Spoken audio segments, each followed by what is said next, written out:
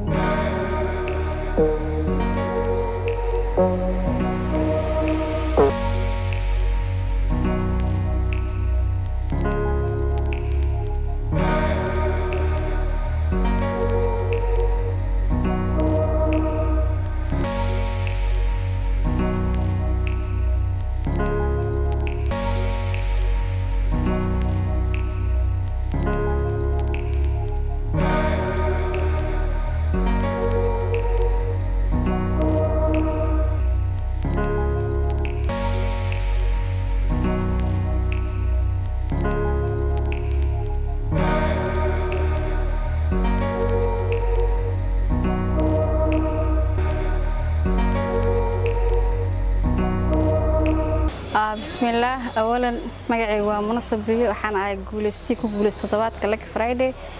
حياة ماركت حنلاقي ما تسنتين